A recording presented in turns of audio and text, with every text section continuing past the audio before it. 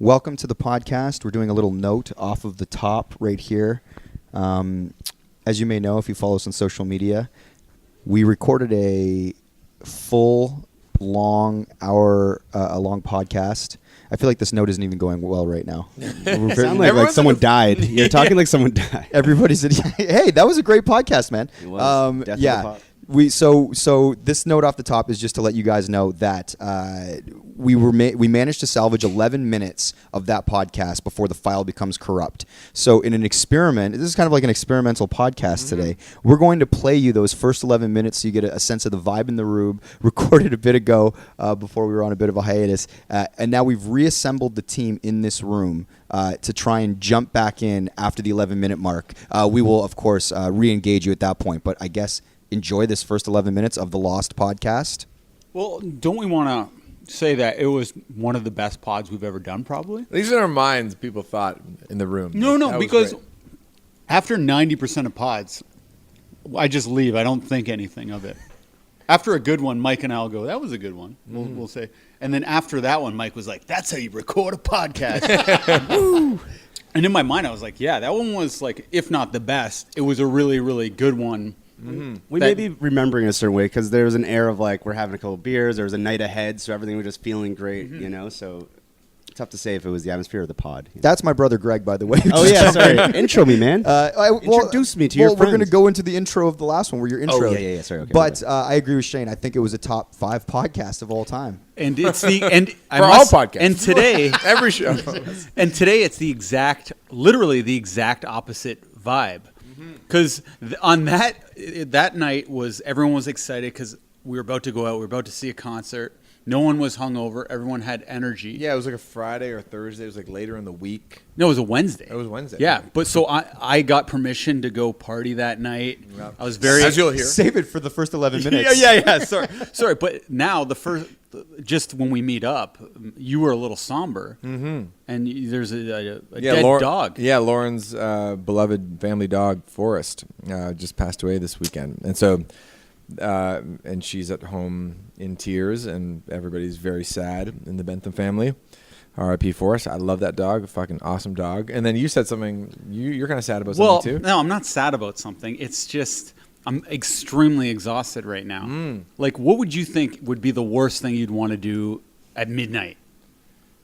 Tonight? Like, just any night. Like, what's the worst thing you could possibly do at midnight?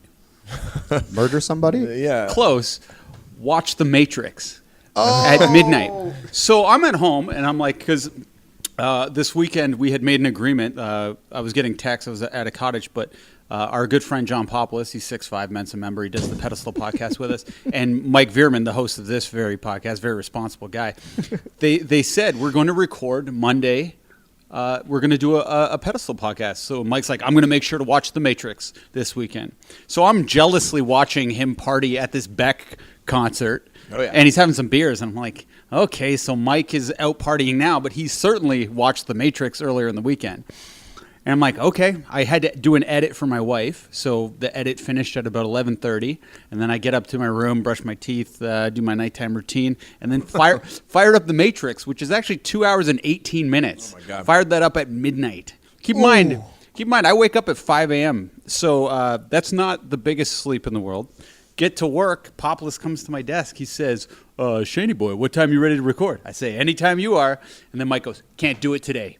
And then he's I feel terrible right now. Then I look at him, and he's dancing on his feet a little bit. He's like, well, I got some stuff to do. He can't think of an excuse. And I'm like, okay. And he's like, and we're recording Michael Much after work. So I'm like, which is true. Yeah. I was ordering right now. But I had known you were pretty hungover this morning. And you know me well. Yeah. But I must say, I didn't get an apology, Mike. I thought that maybe you assumed I had watched it and I did have stuff to do. So I thought I knew the score, you liar. Do you think Pops knew as well? Yes. I didn't get around. So the truth is I didn't get around to watching The Matrix this weekend. My window to watch it was indeed Sunday night, and for our Pedestal podcast, which you can go to the Pedestal feed right now and listen to 20 great episodes. Instead, I decided to go to Cage the Elephant and Beck last night with my brother Greg, and Maxie was there, and Dan Hamilton. This is a very somber affair because intern Eric Erica is sitting here with her sunglasses on. She looks kind of ashamed for some reason. And she was also at the concert last night. What? And she also neglected her adult responsibilities today and did not go into work for your brother, Greg. It's true. This is a true story. But also, before she was at that show, she was at Cabana Pool Bar, whooping it up with in arena host Maria Papadakis. Wow. Shout out. So anyway, I knew she was partying all day, and then what are we looking at here? I get a text message last night at 9:00 p.m. Greg, I might be sick tomorrow. I'm so sorry. Meanwhile, look at her Instagram, just dancing at. I posted nothing on my Instagram yesterday. You didn't, because I thought you were at home actually sick, and I was like, Erica's I was sick. on my way to the and then concert. and then we run into your friend Kyle, and he's like, I'm just gonna go find Erica. She's on the lawns right now. I'm like, Erica's here right now. No, I know. And as soon as he found me, he was like, I just saw Mike and Greg. I was like, you did not tell Greg I was here, did you? He was like, yes, I did. Oh yes, he did. Busted. Yeah, Anyway, today. you're fired. Yeah. So she is in shades right now. Put your sunglasses back on. That was a funny photo. We're going to get a photo for the social media. So I do want to officially apologize to Shane. I feel bad. That was very irresponsible of me not to watch The Matrix. Because there's no problem with it, Mike. Just say that night, go, hey, could we not do the pod? And then with that notice, I'm cool. Because it just, even if I had wasted time earlier watching The Matrix, it just shows that you care. Do you want to know what's worse? What's that? I forgot we were recording it today completely. There's so much stuff happened this weekend. There was so much baby stuff, and this whole week what my window really was while I was alone. I had the baby all week because Danica was away with some girlfriends, and so my window was when she went down. I needed to watch it during the week. Once the weekend hit, I kind of got screwed because there was so much going on, and I completely forgot we were recording it. And then when Pops came up to your desk today and said that, and I'm like looking, I'm at my computer, so my back's to you. I was like, so when are we doing this, guys? I literally went into like a hot sweat panic mode, swung the chair around. yeah. It was like, sorry, man, I can't do it today. And I'm like, I'm fucked. I totally forgot because I would have texted and said, I would have moved it the night before, but I completely forgot about it until Johnny said that. So Mike, taking care of a baby, I know it's a lot of work. It's busy, right? Yeah. Busy. But that baby's not staying up till 11 at night, all the time. Like, what time are you putting that baby down, typically?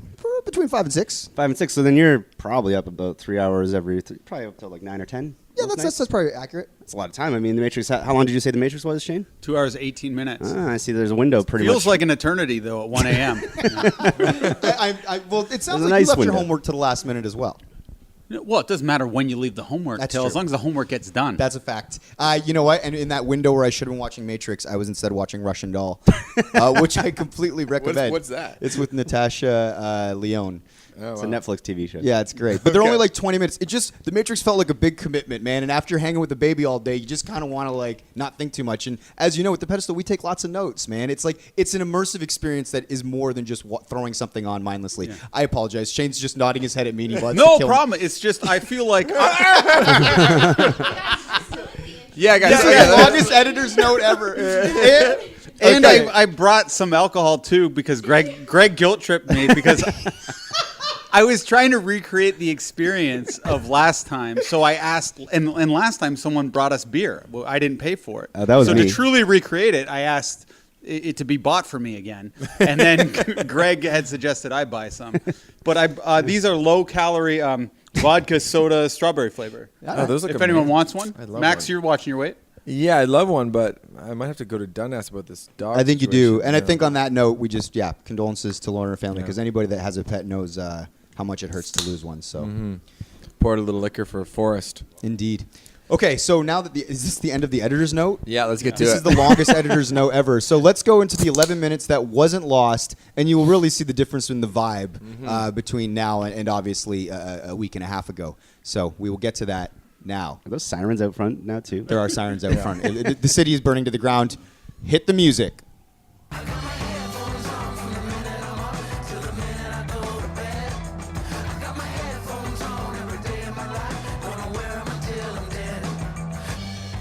Welcome to the Mike on Much podcast. I'm your host, Mike Veerman. I'm here with my friend and trusted producer, Max Kerman. We are also here with our pop culture aficionado, Shane Cunningham. And As usual, intern Erica is on the dials, and joining us through sort of circumstance, a surprise to all of us, is my brother, Greg Veerman. Yo, yo, yo. What's up, Pod Squad? How you doing, Pod Squad? So we are here at E1. We're about to record an evening pod, rare, but we wanted to get it in because Max is about to leave for Kitabala. So we all were Shane and I were in the lobby. We were here on time, and Erica came walking in, and Shots fired. And she was with Greg. They were carrying all this beer because we're also going to do something later tonight. We'll get to that in a second. We walk in. Greg and Eric are like, "Where's Max?" I was like, "Oh, he texted. He's going to be 10 minutes late." And then Greg goes, "Max doesn't respect people's time." It's true. But I brought beer. Let's make amends, buddy. Yeah. Yeah, thanks. Ah, there we go. Yeah. Cords in the way, but No, just Throw it up. Oh, Max caught the beer. For our catch. listeners, the reason that Greg is here with beer is because we're all going to go see Maggie Rogers tonight. And we're going to try to convince Shane to join us. Stay in town. Well, I'm not sure how this is going to go, but I sent the text to my wife. you would do that when you're at the concert. No. No, because we've had many conversations how to do this.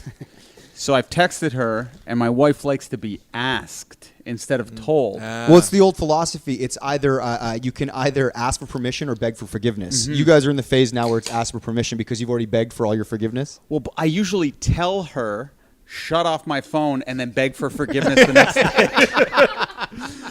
But so she said, as long as you ask me, and I say, well, what if you say no?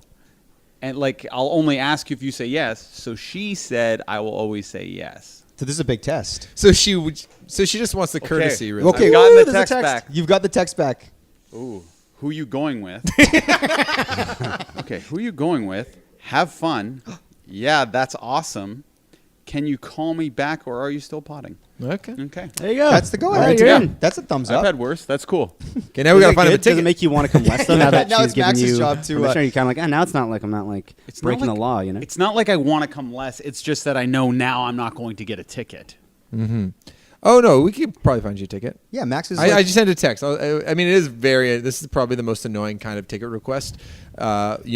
Half an hour before doors open, but can I get a +4 instead of a +3? And then it's a sold out show already. It's like, it's pretty obnoxious. Well, what's going to happen is I'm going to have 2 beers, Yeah. a sausage at Dan's barbecue. Dan right now. Hamilton's also having a barbecue Yeah. on our roof tonight, which is where we're going after this. This is turning into a nice Wednesday. And then the tickets are going to fall through, Yeah. and I'm going to walk through my door at 8:30 p.m. And my wife's going to be like, "How was your night out?"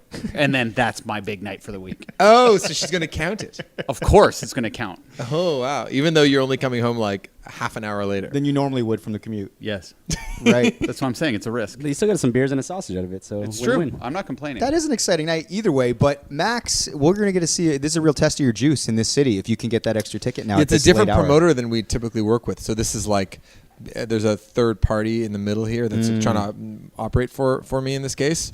So it's not quite as easy. Most other shows at Echo Beach or Budweiser stage is a little easier to maneuver. Yeah. Yeah. Yeah. Well, the opener tonight is Natalie Prass, who is a former podcast. Uh-huh. That's right. Love Natalie. You know what's funny? I just realized. So I was wondering, okay, how are we going to get in here? Maybe Natalie will be, able to hook us up with some tickets. And I remembered on the pod. Do you remember when we talked about S Club 7? Yes. Was that in the episode or was it Yeah. after the fact? Yeah, it was in the episode. You go So back and listen. I just realized. So when I pulled up my text thread with Natalie, the last thing that I sent her, I was quite drunk, and it was 6:50 p.m. on Saturday, July 6th, and it is the Champagne Boys.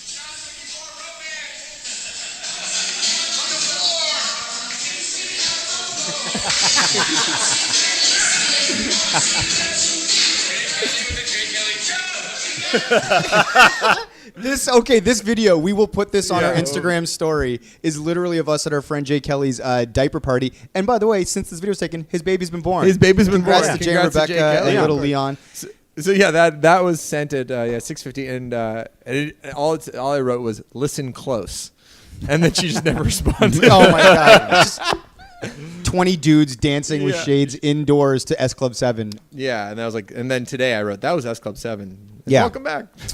So we are in for a big night tonight, which is going to be very exciting. And for listeners that are tuning in, our major guest today, or our featured guest, is Jessie Gaskell and Mike Sweeney, who are writers on Conan O'Brien. They sat down with Shane and I in Montreal just for laughs for an extensive conversation, which Shane and I really, really enjoyed, about writing for that show, about how they got into writing, their relationship with Conan. And they had some really good Conan gems about the way he works, how he operates, and then some personal stories about him. I really want to know this because I love Conan O'Brien's podcast. I highly recommend. You're going to love this interview. Oh, I'm Do they so get excited. into podcast? What's that? Do they get into podcast stuff at all? No, Or they're show because writers? the conversation, so they have a podcast called Inside Conan. It's a podcast about how you make Conan's late night show, which is a very popular podcast. We were going to talk about their podcast, but the conversation just kind of got more into the minutia of their work and then just Conan stories. That's great. I'm excited to listen. Yeah. Yeah, because I've always been a big fan of Conan, but after listening to him on his podcast, I love him 10 times more. His brain works so fast. I think he's the fastest thinking comic mind there is. Would you agree? Oh, they get into that. He's up there, yeah. Yeah, the way he approaches it, and when they bring him jokes, it's funny. There were times when we were talking and they were giving me answers. I was like, "This is right up Max's alleyway," as far as kind of them sharing how Conan will work. Like if they pitch him a joke and then he has to perform it in the rehearsal, and then he tries to make. Anyway, it's really good. Cool. I'm So very that's the excited. tease Yep. for the interview. We'll set it up a bit more as we get closer to that. This is also your regular reminder to check out the Pedestal, our partner podcast with me, Shane, and our friend John Populus, Mensa member. If you want to listen to more of those, go over to the Pedestal feed and subscribe. Leave a comment. Let us know how you feel. Yeah, and also do that for the Mike on Much podcast too. Leave us a comment. We're still rating, here. All that stuff. Yeah. Just while I'm here, I listened to the Ninja Turtles one. Oh, Mm-hmm. It was good. I was getting a little annoyed at how obsessed Shane was with the size of the people getting in the sewers. Or, I was just move on. Right? but aside from that, 10 out of 10. Yeah. Oh, you are always very critical of me, though. I am, Greg. Yes, I'm sorry. Greg and Shane go way back. Best friends. You guys met in high school? You and I? Shane Yeah. and I? Yeah, we met in high school. Yeah, that's great. Who approached who? Who was Shane once threw a sandwich in my face. Well, Greg once stole my sandwich. It was pimento loaf or something. Anyway, we'll get into that another time. I Moving on. said if you ask, I'll always say yes. Yes, but every day. This is a callback to your Every wife. day you were like, "Who wants my sandwich? It's gross pimento loaf. I'm not gonna eat it." I never brought a lunch. To this day, I was kind of hungry, and I was like, so I just grabbed your sandwich before you asked me, and then you're like, "What the fuck are you doing?" And I was like, "Oh, I was. You don't eat your sandwich ever," and you're like, how do you know I'm not gonna eat it today? You're like, give it back to me, and I was like, okay, sorry, I gave it back, and then you picked it up and threw it back in my face, and the meat slid down my face, and I just got so angry, but I just stood up and walked away, and I walked away from you for a couple hours. Couple hours. That's all. Hours. I don't know. Yeah, maybe it was a long time ago. Maybe it was I don't know. We didn't speak for a few hours at least. You guys weren't in the same grade though, right? I was never in the grade I was supposed to be. I don't know. Yeah, me either. I'm really. a year older than Greg, but I think Shane he and was I in were- grade 10 and I was in grade 9.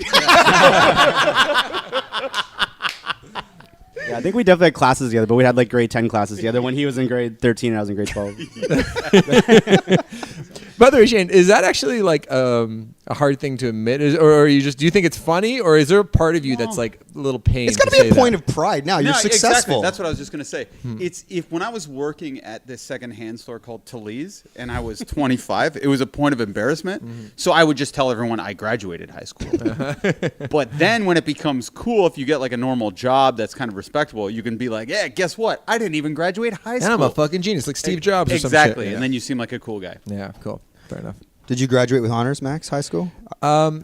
Actually, so I didn't try particularly hard throughout high school. I was a solid 74 student, and then in grade 12, it's okay. I want to get into university. I wanted to get to McMaster, which I think the program was 78 to 82 was the cutoff range. So I was like, okay, and 80 is honor rolls, right? I think 80% is honor roll.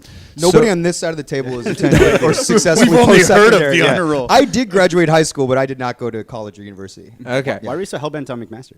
Because my high school girlfriend, who was a year ahead of me, she was at Mac. You followed a girl to Mac? Yeah. Wow. Yeah. The And I'd like subject to of the say- song Tragic Flaw. I failed high school by getting a 49 in gym. Oh, that, yeah. That teacher was a bit of an a-hole. Yeah. But I had a good rapport with all the teachers, and in grade 12, I started to try a little bit harder. In the first couple the first semester, I had an 82 average. I was like, oh yeah, when I apply myself, I can do okay. And then I just kind of stopped trying in the last like 4 months, and my average like slid down, I think, to like a 78.2 or something like that.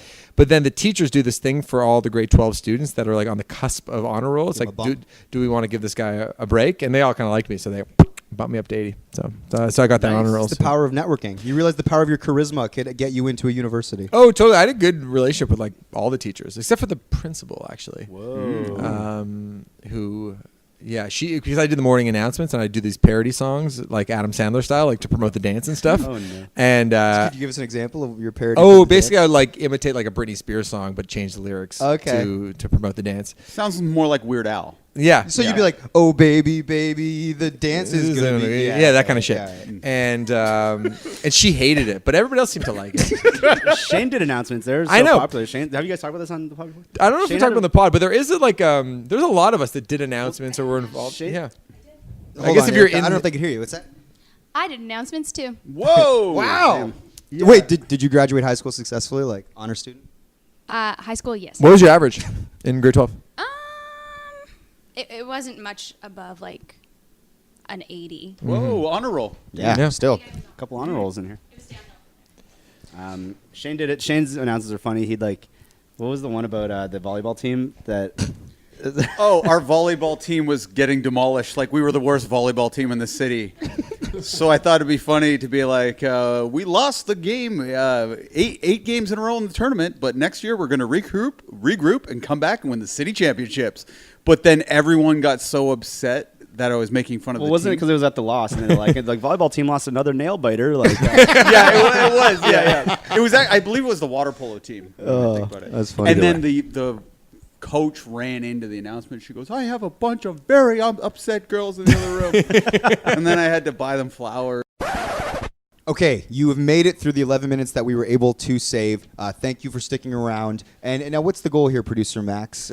Shane, Well, we just want to recreate some of the good laughs, some of the good stories. Tell some of the stories Yeah, that a were lot of it was lost. about the wedding that you guys went to. Yeah. I'd like to note that like there is a different energy in July than there is in August. I've been complaining about August all day today because I think August is kind of a shit month, weirdly. Yeah, Like, because our boss's wife, Danielle Graham, she says that August is the Sunday. that's what I've been Of saying. months. Oh, okay. Maybe you invented it. then. No, She no. stole from me. Great minds. But yeah, and if you think about the podcast that we lost, that was like July 31st, Yeah. right? It was like the last couple days of July. Yeah. Now everyone's in a weird funk. Well, two things. So the last thing they just heard was that you made the girls from the water polo team cry during the morning announcements. And then, I was saying I had to buy them flowers. It got kind of a big laugh. And then I said, well, actually, the teacher bought them flowers for me and said it was for me. Again, another big laugh. And by the way, the part you just listened to, I know we said, oh, this was the best pod. That was the worst part of the podcast. It only got better It got from there. really good right after that. Yeah. I swear.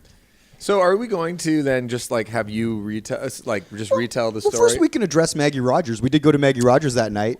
That was actually very fun. That was a great night. And we weren't sure if we'd find a ticket for Shane. That was yes, of remember course. That was a great story. In and of Yeah, itself. so because basically there was 4 of us that were going, but no, 5 of us all together, and there's 4 tickets, right? I feel like before we even got there, though, like Erica was really going for it. Oh yeah, she can hold her liquor. Say what you will about her, but the joke being she was on the floor at like 7 p.m. In the Uber, she was chirping Shane and Greg and Max so hard it was hilarious. Yeah, you were on one. It was really funny. Yeah. And then we we got went to there. Dan Hamilton's place for a barbecue, Yeah, and then that's where everyone kind of got a little drunky drunk. Oh, that's right. Oh yeah. true. Jameson, delicious, by the way. But we didn't know what we were going to do about this concert because we were like, all right, maybe we'll see somebody that we know or that. Because we didn't have this ticket. Because we didn't have a ticket for Shane, but Shane had gotten the approval that he could go out and party. So we kind of wandered around for a second, and then there was sort of the side entrance for, I guess they have a promotion with Lyft, that if you take a Lyft to Budweiser stage, you can go in this like sort of quick VIP entrance. So we kind of just like walked through there, and it's not like anybody recognized me in particular. We just kind of look like, of course we're supposed to be here.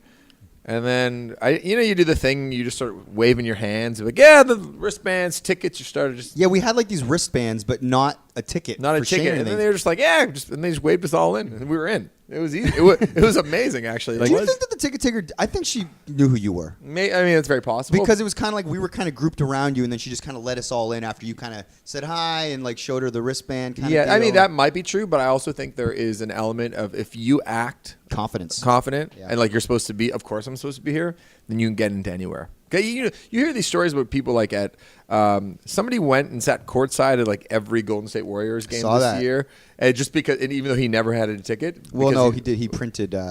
Fake ones. These fake ones. Oh, so he had it. He had like, so you know how all tickets can go on your phone now? Yeah. He had a little like app, so he could just alter the ticket so that he would show it to the usher on his phone, and then he would go to like the courtside seat. Oh, wow. But he thanked the one. There was like a guy that had courtside, some Silicon Valley like millionaire who never went to games. He's like, that guy alone got like, I used his ticket, like his seats, like 18 times. Wow. Yeah. That's awesome. But it's kind of crazy that he like admitted it. Yeah. Like I would just. Do you think there's anything they can do after the fact? It's like, can you get like in trouble? Nah, I think. Or is everyone just like kudos? You tip your cap, and then I think they tighten up all of their. There's going to be some new protocol now for those courtside ushers. Yeah. It crossed my mind. I've thought of that. The scam. When I read how he did it, I was like, I've thought of this. I would like if I was enterprising enough, I would do it. Actually, I wouldn't because it would be so damn embarrassing if I got caught doing it that it's just like not worth the shame to get courtside. Yeah, at this point in your life. Yeah. There was a funny story about someone with Raptors. Like, there's this guy that was hanging out kind of down in the tunnels, the bowels of the arena, and he wouldn't have a pass. They're like, "Hey, where's your pass?" He's like, "Oh, I'm with." And he just knew like he knew someone's name that he knew all the ushers and everyone would know, and they'd be like, "Oh, okay." And then he was hang out. They're like, "I don't think you're with that guy." Like someone was like, "I'm pretty sure you're not with this person." And then the guy's like, "Gotta go." But it worked all that time. Yeah, it worked. Also, like the nut works there. If I got busted, he'd be like, "Mike, what are you doing? Yeah. People know you know me." Just too much shame in old age to try and scam things. Yeah, fair enough. But so we all went to Maggie Rogers, and it was an awesome concert. What happened? We met some Pod fans, right? I don't think they were Pod fans. They were Arkell's fans. The big lineup for you wasn't because of the podcast. Okay, fair But enough. Shane had put on our Insta Oh, that's what it story. was, yeah. These Pod fans are relentless. Oh, yeah. Got a there lot you of laughs. Yeah, a lot of I did. DMs. And then did we go out afterward? Yeah, we did. Where did we go again? Some bar. Oh, went to Penny's. Oh yeah, Penny's. Yeah, that was fun. Penny's was great. Oh yeah. We all just kept getting rounds of pictures or whatever. It's just Dan Hamilton just bought everything and then billed us the next day or whatever. Yeah. Yeah, I don't think I drank any of those pitchers, but I can't remember, so I had to pay for them. He still had to send the money. Anyway, it was a great night. Thoughts on Maggie Rogers? Wicked performer, great vibe there. Yeah, right up my alley in almost every single way. Yeah. So that was great. And then the next day we were playing in Buffalo. No, 2 days later we were playing in Buffalo, New York, and I started getting text messages from Greg. He was like, sometimes Greg gets in a very silly mood, and it's like if you had like a coffee or two, and you just like started this campaign in my group thread with him and Dan Hamilton to play guitar on stage at the Arkells concert in Buffalo. And he was like, pull me up for private school, because it's part of the show where there's a bit where sometimes we'll pull up a fan on the stage. And I was like, okay, I'm going to do that. That was actually kind of fun. Greg, for our listeners, he's been my roommate and also a musical confidant for me. Like, he's really helped Arkell songs in many different ways over the years. Finally getting my due. Yeah, it's true. Yeah. Like, How does he Next help I'll the get songs? credit. Because Greg has a great bird's eye view of music, and he's got great taste. So I'll be like at home putting around on the piano, and I'll be like, what do you think I should do here? And then he'll just be like, no, just repeat that line two more times, and you're good. I'm like, oh yeah, that's actually just the answer. So yeah, he could make an argument for songwriting credits, but we've never really broached that But I subject. get paid back in like getting to jump on stage and rock with the Arkells, you know? That's right. So what happened though was I was a little concerned because I knew they'd be drinking. Every time you go to Buffalo, it becomes like this sort of like full-on sort of a party experience. And I was during the whole show, I was starting to get really stressed out because I couldn't find Greg in the crowd. You were like trying to spot him. I was trying to from the spot stage? him, You and also didn't really set it up before. You never really told me if it was happening. You sent me the I kind of wanted to chords. make it a surprise. I know, but then I was like, is this happening? I don't know. And then I'm kind of like not sure what's happening yet. Yeah. So, but I think a part of the surprise element is fun, but if I don't know where you are, and let's say you're at the back, it's kind of a big venue, it was an outdoor thing, and it takes some 5 minutes to get to the stage. It kind of ruins the whole vibe of the show. So then I was just like, when the time came, I was like, Greg Veerman, and I could just see out of the corner of my eye, there was like a chain link fence to my right. and I could just see it moving a lot, just swinging back and forth. And Greg was clearly trying to get in through the chain link fence, through an opening there. And then finally they got him kind of to the front of the stage. And then he came up, he rocked out super fucking hard. His move was, I want to go back to back with every member of the band. so there's video of him, and he's just sort of chasing around Nick and Mike, just trying to do back to back with guitar. Yeah, then Max is kind of chasing me around because he wants to like put his, but I'm like, no, I'm going. It was good. But it actually kind of went up with a few bits in mind. Like I was like, okay, when I get up there, Max is gonna be like, all right, do you know the chords, or he's gonna ask me something, and I was gonna. You had a couple jokes ready. Yeah, I was either gonna take the mic from him and be like, I know the chords. This one's in D, boys. Watch me for changes, and then just like get it going. Or I was gonna, for the guitar players out there, when you told me the chords, I was gonna ask. I was like, do you want these chords open or powered? And then I would have got it. And it would have got that many laughs. But anyways, I had that all planned out, and it didn't really work. And then I also planned to fake like I was gonna smash guitar at the end, but I got too caught up in the moment, and I was like, this is a great time. Yeah. Anyway. Yeah, so Buffalo was a great success. We went out afterward. We got a box of rocks, which is our favorite tradition in Buffalo. So tell people what a box of rocks is. So there's a bar in Buffalo called Frizzy's, and basically you can go to the bar and say, give me a box of rocks, and they'll hand you a case of 24 Rolling Rock stubby beer. So they're not full size, but like half size. And they shovel a bunch of ice on top of it. Into the beer case. Into the beer case. And then they just give it to you. And then you just walk away with it and drink it into the bar somewhere. $25. It's the greatest It's deal. awesome. It's so fun. It's such a fun novelty. It's like getting your own bottle service, kind of, but at like a towny bar. Buffalo bottle service. That's Buffalo what you bottle call it. service, yeah. And then also they'll at one point this big massive like plank of wood came out and like in the bar, and they basically covered a bunch of tabletops so everyone could play beer pong. I'm not kidding. Yeah, it was awesome.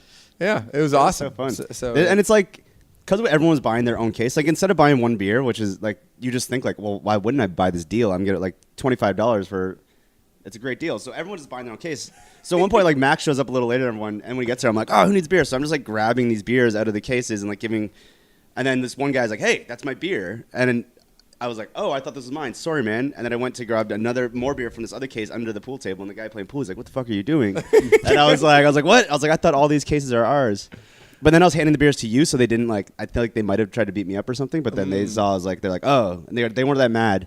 But then I went to the bar, got another box of rocks, and just handed out 6-packs to both those guys. And they were like, oh, thanks so much, man. That's the nicest thing in the world. Like a And I show was of goodwill. Box of rocks saved my ass. Yeah. That's right. And you. So, thanks, bud.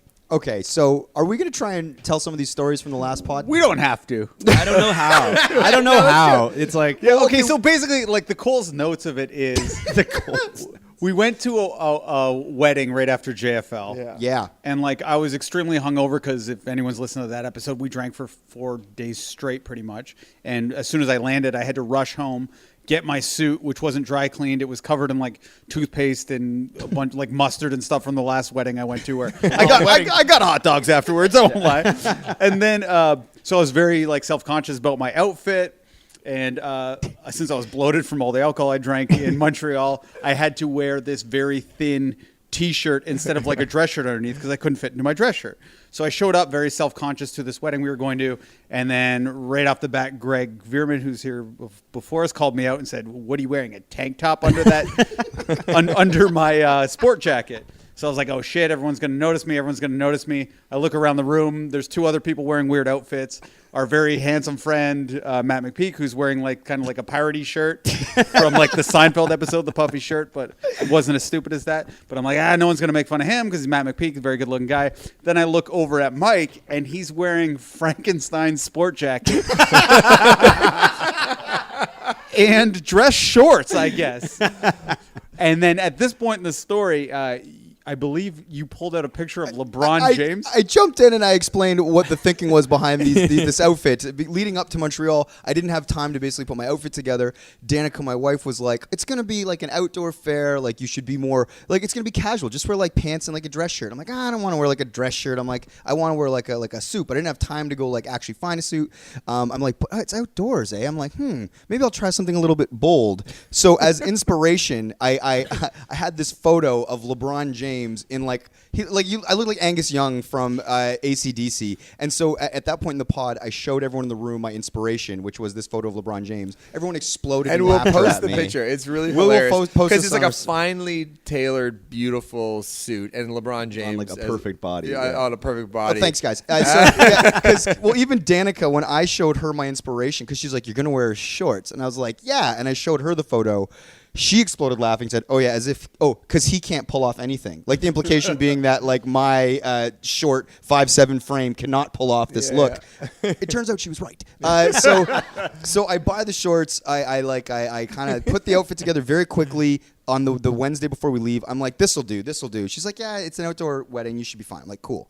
So I put it on. We get to the wedding, and before we even get to the car, I'm like, I've made a huge mistake. Like this isn't gonna go well. And also, our friends, the Champagne Boys. If you show up in an outfit like that, I should have known. It's like blood in the water with a bunch of sharks. They're assholes. And so the minute I walk up to the thing, and our friends are like greeting us. Our friend Ian Court, who was in the wedding party, he's like, "My man," he's like, "You look great." I'm like, "Oh," I'm like, "Thanks, brother." So I'm like, okay, some confidence, you know. Maybe this is working. Yeah, Didn't he say, "Why didn't I think of that"? Yes, because it was shorts and it was going to be nice and because it's summer out and it was very hot in the backyard. So then I go into the backyard and a couple other people see me and they're all kind of giving me like a ooh, right, like smart. You're wearing shorts. I'm like, this seems like affirmation that this was a decent and bold fashion choice. And then I go up to like the bar and my brother comes walking up from like across the lawn. It was an outdoor wedding, and he looks at me and the first thing he says as he's walking by is he goes, "It ain't that hot, bro." And then he keeps walking by, like, for wearing shorts. I'm like, okay. I'm like, there's the first shot. That was to be expected. It was Greg. Then our friend Sean Dawson comes up, and he was like, "Oh, you're ready to just jump right into that hot tub after." Was there a sale at Diesel? Because I guess they were like, the shorts were like jean, but they were dress shorts. Anyway, these all got way bigger laughs in the last podcast. Trust me. The story was far more concise. So basically, then I was telling the part how you came up to me and told me that you're like, people have been complimenting me. Yes. You're like, Ian said, "Oh, why didn't I do that?" And he really liked it. So I was like, in my mind, I'm like, I think Mike looks kind of silly. Yeah. But maybe that's just in my head. Maybe I'm the one who looks silly. And I was kind of debating who was going to get teased. Yeah. Anyway, so then someone rounds us up to all get around for the part when our friend Al was going to be the master of ceremonies, or what is he? What was he, like the priest? The officiant. The officiant. Like our friends who got married, we haven't even mentioned them, which we did far more concisely. AJ and Carly, AJ favorite and couple. Carly, Yeah. great couple, dear friends. Their best friend, like growing up, sort of like their third wheel as they were kids, was Al, our buddy Al. Former roommates of Greg and I. He lived with you guys. Great roommate. Yeah. Great roommate. Great roommate. Great yeah. guy. Hung out with him the other night, actually. Yeah, he was the officiant at the wedding. Mm-hmm. So for this part, to avoid ridicule, I want to get out of eye line. So I go way to the back, and I'm just kind of watching it on this like grassy knoll. But then the officiant Al was very nervous. A grassy knoll? Thing of grass. Yeah, it's. Yeah, but it's a term that's only ever referred For the JFK assassination. It's only ever used in that context. JFK was a president I know. of the United Did you know he was assassinated? Yes, Okay. I've seen the video. And the shooter was on the grassy It was knoll. a Zapruder film. Yeah. Yes. Do you know who's accused of assassinating him? No. Lee Harvey Oswald. Yes, I do know that name. Go on. So you're on the grassy So knoll. I'm on a patch of grass Looking for killer. the millennials listening. And the officiant has a very comical way of speaking. It's our friend, but he's nervous. So he was, before every last word, it was almost like there was a semicolon between it. So he'd be like, "I'm very happy to be here with AJ and Carly, with whom I love." And it was an awkward phrasing. I heard it was great, though. So it was great. So let me tell the story here, Max, the way I did last time. Exactly the same way. So it would get big laughs every time he did these weird semicolon pauses, and then he'd have like a weird spurt. So I'm like, okay, this is very funny. I'm going to laugh like everyone else. And then he had, what I thought was the funniest one. He goes, "When I found out they were getting married, my heart exploded." So I'm like, that is a very funny phrase that I'm not expecting him to say. So I bust out laughing as hard as I can, thinking everyone else is going to laugh with me. But no, it's just me going like, and everyone in the wedding party, like everyone in the audience turned around and just looked at me. No. So for the people who knew me, it was like, okay. But the people who didn't, which was a lot of people, they were like, this guy's an asshole. And everyone was kind of noting the way I looked. Like, Well, it's funny because I was standing right beside you, and the minute everyone looks at you, like you're laughing and you're already embarrassed you're laughing, then everyone looks at you, and then you got that thing you get where it's like, you know, and then you're like, stop it, and you're like waving people off, like, don't look at me. You're getting so like frazzled, like turned around. You literally turned your back to the whole crowd. It was the best. so then I'm like, now I have the target on my back. So I thought everyone was going to start making fun of me, not only because of my dress, but for the way I blurted out that laughter. Anyway, long story short, Mike ended up getting all the ridicule for the rest of the night. Oh, they killed me on the outfit. Although some of the older gentlemen, like AJ, the groom, was like, my uncles love this outfit. He's like, well, I don't know what that means. It's kind of an endorsement, I guess. And then when I first got there, like, and I started realizing the tide was turning. Is even like the nut came walking across the grass. He's like, Angus Young, AC/DC. I'm like, oh fuck. And then he's like, no, but seriously, it's a great outfit. And I'm like, what? I'm like, okay, I'm getting killed here. I'm telling Danica, I'm like, this was a disaster. I'm like, these guys are annihilating me. Well, wasn't the joke too that you went up to Ian eventually? Well, Ian Court, the guy who complimented you, When I because first then walked I got in. extreme confidence in making fun of Mike. Yeah. I'm like, Ian, you like Mike's outfit? I heard you said he looked amazing, and you wish you had worn that outfit. He goes, I was saying that to everybody. Mike looks terrible. Yeah, so it was a misstep. I was saying that to everyone. Yeah, I told everyone that was great.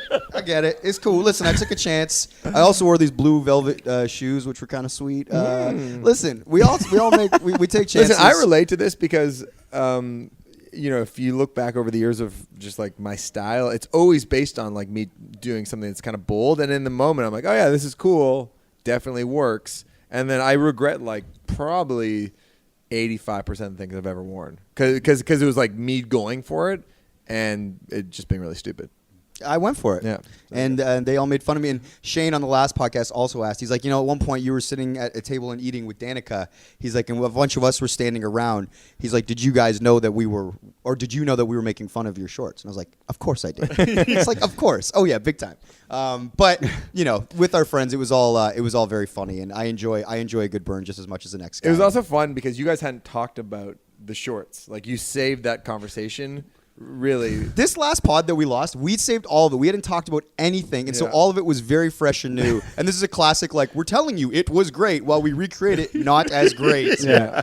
But yeah, so the wedding was well, amazing. the funny though. part too is about the shorts. You had kept it a surprise. Like you told Greg only that you were going to wear the shorts to the wedding. And you told me not because to you tell thought it was anyone. going to You're be a like, massive hit. yeah, you're like, don't steal my idea, but it's going to be an outdoor wedding. Yeah. Danica really got into my head that because it was a backyard wedding, everybody was going to be far more casual. So I was like, if anything, like this is a good blend of like the shorts for the fucking heat. I think when and talking my about suit a formal coat. event, though, it's like when you casual, it just means like not wearing a tie. Yeah. Though there is, I still though was there is, dressed up. Mike. You've seen the photo of LeBron. I still classed it up, man. there is like, do you remember when we went to our Uncle Dave's wedding? I do. And it was like, oh, it's casual. We're just doing it like It was in the woods. in It a was like a very conservation hippie area or wedding. something. Like, it was like the middle of summer. He's like, oh, it's very casual. And we're like, okay. So we're like, oh, casual. Like, that means no ties. So we both show up in suits. On this like rainy day, we get there and everyone's in just like cargo shorts and a t-shirt. Like, even my Uncle Dave who's getting married is just wearing like They weren't wearing shorts shoes. and like Tevas up on set. And he's like, yeah. And then we're showing up in full suits and we're just like so out of place. It was hilarious. We looked like idiots. Wow. So anyway, yeah, it didn't work out. Everyone had a good laugh. I'm glad that everyone had a good time. And Danica was like, she's like, I really didn't think it would go this badly. Like she's trying to like disown. Like I'm like, you were supportive of this up until this point. She's like, yeah, but I mean, I didn't think it would go like this. But anyway, and then the party got really fun. There was a big hot tub party afterward. There was, yes. Yeah. Because you had a funny story about your wife jumping in. Yeah, she jumped in the hot. She had a friend's dress that she borrowed, That's right. and there was a lot of bugs out that night. They were obviously nibbling on Mike's legs, and Oh, not they were us, there. but- They were flashing. We'll post some photos of the shorts. Yeah, by we the way. got to do like a back-to-back with you and LeBron. Oh, big time. No, will they be able to tell who's who though? I don't know. But the point is, my wife wouldn't let me spray her down with bug spray when she was sober because she didn't want to tarnish the dress in any way. And then when she was a little intoxicated, she did like a cannonball into the hot tub, and then lost her phone and her shoes and everything like that. That's So- right. Yeah, you have to go get it the next day or something. Yeah, I got a bunch of laughs on the last one. But, It really slayed, man. Yeah, am I like the enthusiasm here? I don't know. It's like, what's going on? we're trying. We're trying. Okay. We're really trying. There's we even brought beer to try and recreate the last podcast, but nobody's like in a drinking mood. See, By this time in the last podcast, we're already on our second. At this point, everyone's like totally. choking down. And the I whole wouldn't night have was a ahead beer, of but us. then I'm thinking, but now I have to go back to Dundas. Yeah. Yeah. Yeah. But Lauren was at the wedding. Did she have any good stories? She loved the wedding. No, well, AJ, the groom, his sister is like best friends with Lauren from like high school, so they had that connection, and she's known AJ's family forever. I'm trying to think if there's anything in particular. Did Lauren mention the shorts at all? No, that did not get brought No, up. didn't say like they look good. It was a bold choice or anything. No, like that? No. Okay. I'll shoot her a text. I'll see what she thinks. Yeah, let me know. Yeah. Let me know how that goes. But yeah, so the wedding was great. Congrats to our friends AJ and Carly on the wedding. Also, in the interim, a lot of our friends listen to this podcast. Congrats to Felix and Jess. They just had a second baby. Yeah. Congrats. Oh, that was a big part in the last Yeah. podcast. Oh, Max did an we accent. told Felix's Max- origin Max did story, an accent and once. then you yeah. had this German accent going. Yeah. Oh, that's right. We'll save that for another episode. What? Or should Well, we maybe do that? maybe just give us some of So your German basically, accents. our friend Felix got brought up, and we love Felix. Felix is a very beloved member of the group. He's a very social guy. But the interesting thing is that the way he came into the group is that he started dating this gal, Jess, who I went to McMaster with. But the story is that Jess was actually dating our friend Julian. Famous shirtless Julian. Famous shirtless Julian, who is also one of our best pals. Dating's a strong word. They went on dates. They went on a like, couple they, dates, like, hung out for a month. and Julian, I think, was at the stage of his life where he's like, this could be the one. Who knows? I don't know.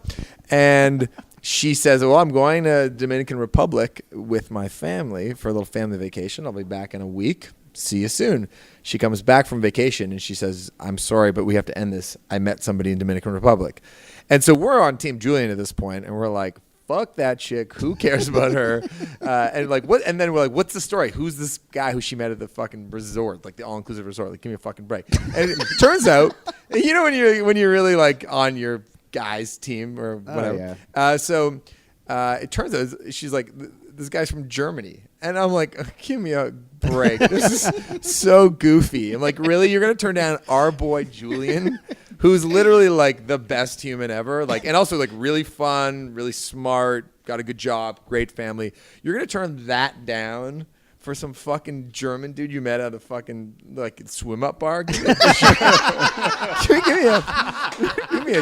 a break. You were not this funny last time. this retelling's working this is for more you. cutting. I like You need reps with your routines. Now that you've done it once, you're better at it.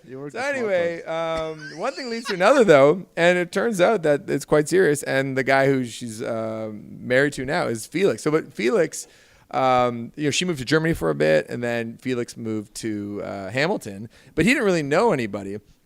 But he has credited our friend Dan Hamilton, who is a bit of like a rehabilitation program. If anybody's been dumped or new in town, Dan will like take them under his wing and like improve their life by like 100%. So he's, I remember he once told Dan in a very sort of sweet moment, he's like, Dan Hamilton? Everyone's waiting for it. He's like, I just want to tell you something. So here's where I compared it to, rather than a German accent, Enrique Iglesias. Here's what I want to tell you. He's like, you saved my life. When I came to Hamilton, I had no friends. But then you took me in, you showed me around, and you're the reason why I'm still here today. Wow. Which Like in the country, or I don't was he know gonna off exactly. himself? And by the way, I'm paraphrasing. I don't know. No, I just think that like when he was feeling like he didn't really have it, he had left his old friend group behind. And now the beauty of the story is that Julian found the love of his life, Sam, shortly after, and they're married. And Felix and Jess are happily married. They have 2 kids. And Julian and Felix are literally neighbors. They live back to back and are best pals. Yeah, Felix has kind of become Julian's second love of his life. Like they hang out all the time. So it all worked out. Okay, so I do wonder though if when like telling that story, just Shane, if it gives you like any PTSD of thinking about scurvy and like the going away. Oh, you're trying to bring up. I don't know this. Oh, I do. Yeah. So Because you there's guys a heard- similar. Shane went through a similar thing as Julian did. That's all I'm saying. Yes, I had my first girlfriend. She went on a vacation. She asked me to go, I believe, but I didn't have the cash for it. So she left, and then when she was going on the plane, I decided, while she's gone, I'll write her this awesome love note. So I wrote 3 or 4 pages love note, just horribly written stuff, very sappy stuff. And I threw a bunch of candy and little stuff for her to eat on the plane, and I put it in an envelope, and I was like, don't open this till you're on the plane.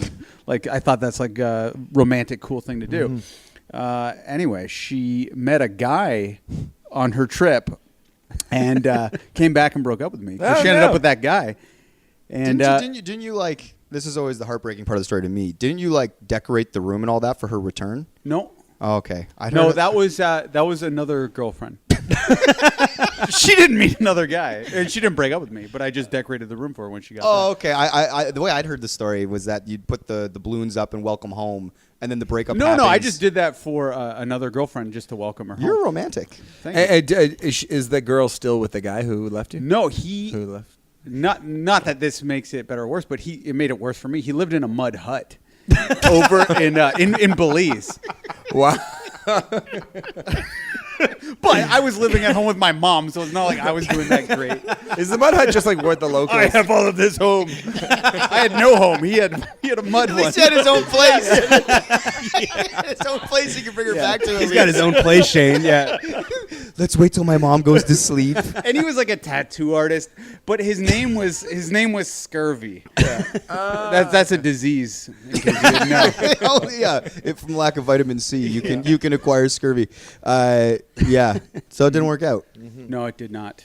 But look at you now, married, got a kid, Yep, happy. it's true. It always works out. It always works out. Are you nervous? If your wife wanted to go on a vacation to Belize, would you be like, no, that's not happening?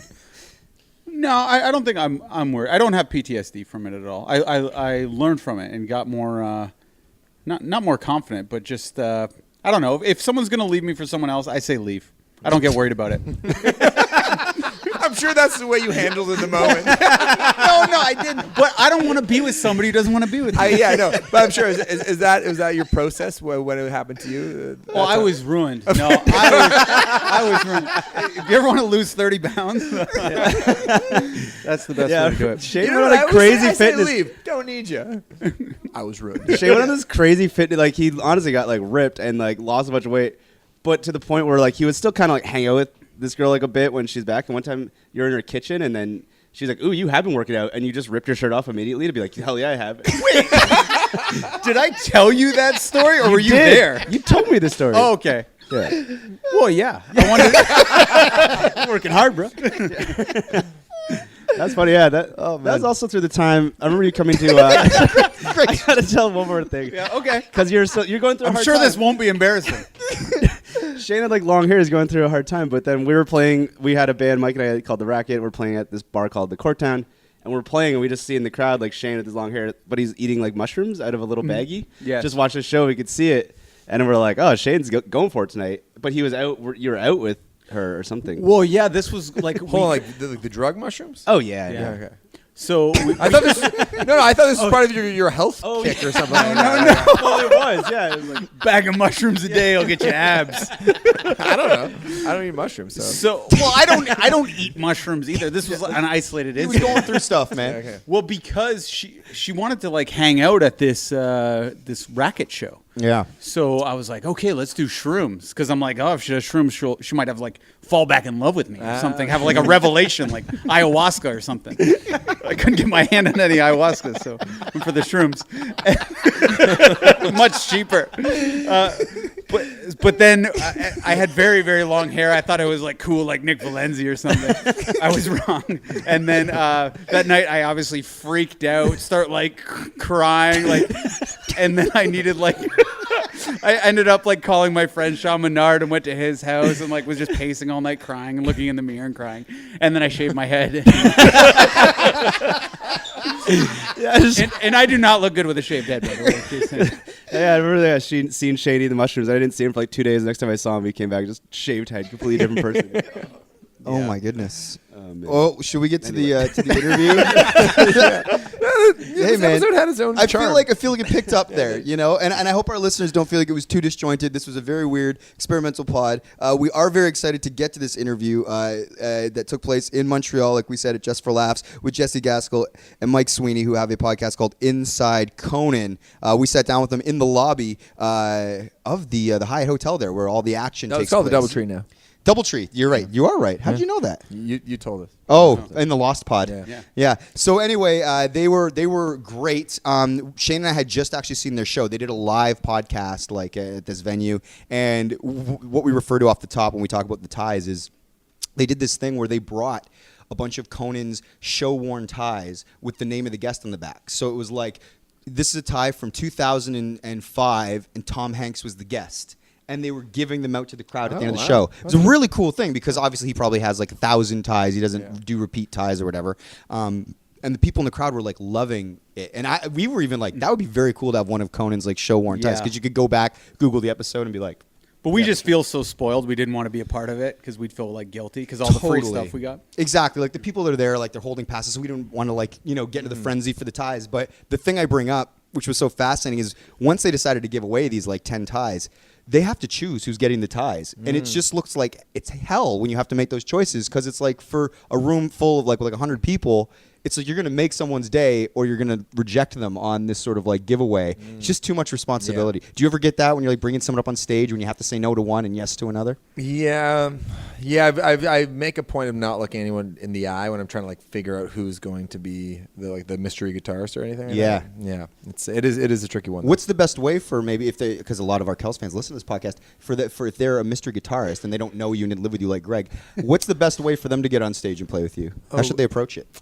I think that when I say like who knows how to play guitar, if you point yourself like, yeah, I can do this, like have that little bit of look in your eye where you're like, oh yeah, give it to me, like because if you kind of look a little unsure, I'm not going to choose you. Also, if it feels like if you have like sometimes backpack or sometimes it looks like it's going to be hard to get on stage, like you have to kind of look nimble. Yeah, so if you look like you're nimble and you're ready to go, like sometimes like if there's like an older person and the stage is like 10 feet high and the only way to get up on stage is by jumping up on a monitor, I might not be able to choose you. So that's really it. Okay. Yeah. There you go. So get younger and be confident. Yeah. But it did get weird with the ties at one point because someone yelled, "How about you give it to a woman?" Yeah. Oh, and then no. I was like, "Ooh!" And then we just left because we didn't want to put our hands. Yeah, we were like, we got to get out of here and set up for the interview. And so they sat down, and like I said, I think that people are really going to enjoy this. We loved having the conversation. We went deep. They have so many cool anecdotes about working with Conan O'Brien, who obviously we're huge fans of. And like I said, this took place in the sort of lobby bar, so there is like a little bit of noise. It feels like we're at a cocktail party a bit. Hopefully it's not. It doesn't bother you too much, but you kind of really feel like you're sitting there with us at the table. Jessie was having a glass of wine. You know, I think Mike had a glass of wine too. So it was a really cool, kind of fun, casual conversation. Roughly. I don't know. 35 and 52, maybe? Something like that. Okay. Mike has been there for 25 years or something like that on Conan, and Jessie's only been there in the last 5 years. So we get into that in the interview, Okay. and basically their frame of reference and working with Conan, because she's sort of more new. He was there through obviously all of the drama and controversy that happened with the Tonight Show, and we talk a bit about all that stuff. So yeah, it's very cool. Again, listeners, thanks for coming on this journey with us. Sorry we lost that clip. Hopefully this episode, the card doesn't die on us. We're still trying to get to the bottom of what happened. But What do we rate this episode? Oh, I'm not even going to think about it. I think I up to like a 7.8 out of 10. Yeah. Oh, that's pretty good. Yeah. You agree with that, Shaney? Well, I don't think I'd put down the mic and be like, that was a good one. But I would say, like, that was okay. Well, I will say picked up at the end once Greg asked the questions about the X. Thanks, Greg. Yeah. I saw where it was going. I was like, I gotta save this, guys. Just watch me for the changes, all right? All right, let's get to Jessie Gaskell and Mike Sweeney.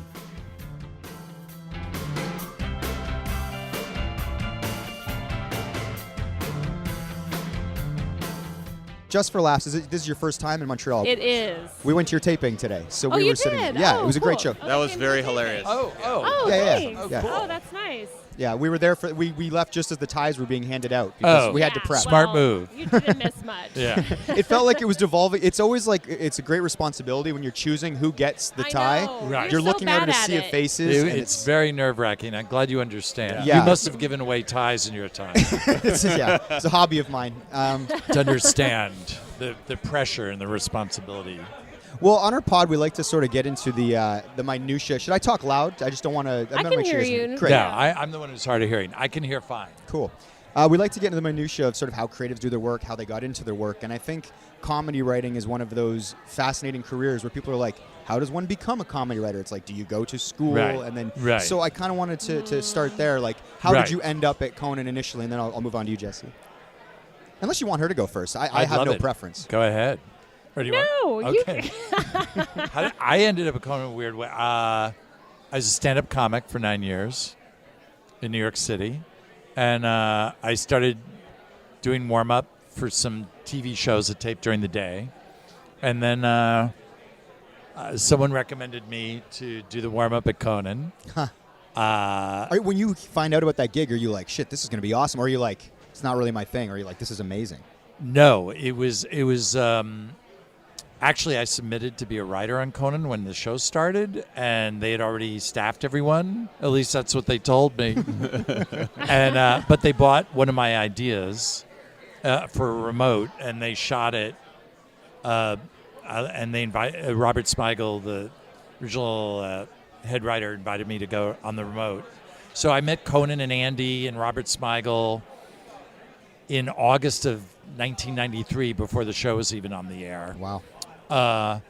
And then, but they didn't hire me then. And then 2 months later, they brought me on to work on monologue for a couple of days. But then I had to go on a stand-up tour. So while I was away, they hired somebody else. So I'm like, okay, I'm never meant to work there. Heartbreaker. And then they hired me to do the warm-up. And then while I was doing the warm-up a few months, they said, "Do you want to submit again to be a writer?"